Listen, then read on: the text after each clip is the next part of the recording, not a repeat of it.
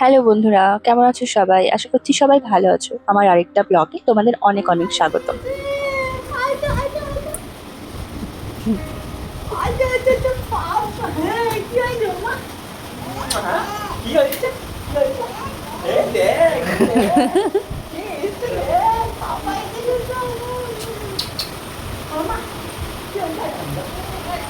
মা বাবা খাইনি, খাই দাও খাই দাও।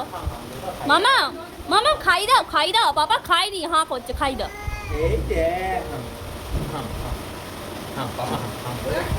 না হাম কর না, হাম কর না।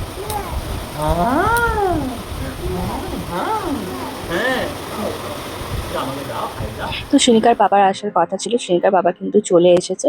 আর শ্রেণিকা এরকম ভাবে, ওর যতক্ষণ ওর বাবা এসছে এরকম ভাবে কোলের ভেতর ঢুকে বসে আছে, সারাক্ষণ একটুও ছাড়ছে না।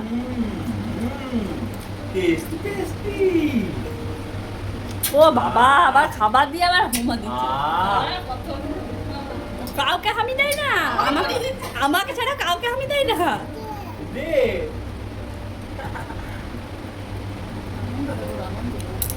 ও বাবা রে, পাপাকে খেতে দাও মামা। একটু কেন, তোমার এই মাছুটা নাও। তো তারপর সন্ধ্যাবেলায় একটু মন্দিরে গেছিলাম আমি।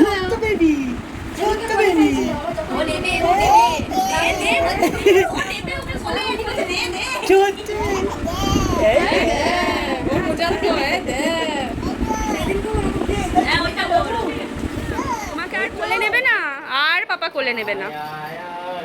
ঠোঁট পোলাচ্ছে, কোলে নেবে না আর।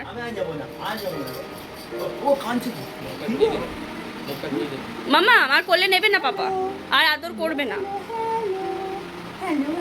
আর করবে না পাপা আদর। এটা আমার ছো না, এটা আমার ছো না বাবা, এটা আমার ছো না বাবা, আমি আর নেবো না। ও বাবা, ও বাবা, কি অবস্থা। না না না, কাঁদছে বেবিটা, কাঁদছে বেবিটা, কাঁদছে। না এর মধ্যে তুলে নেবো।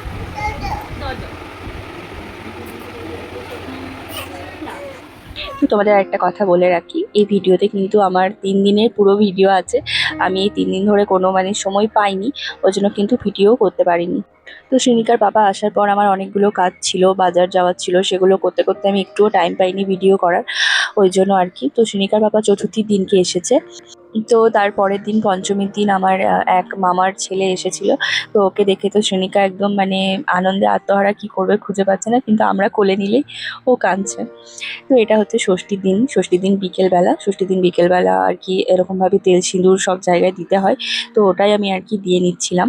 আর ষষ্ঠীর দিন এরপরে আমাদের একটু আর কি বেরোনোর কথা আছে, ঠাকুর দেখতে যাওয়ার। তো এরপর আর কি এটা করে নিয়ে আমরা রেডি হয়ে কিন্তু ঠাকুর দেখতে বেরিয়ে যাব।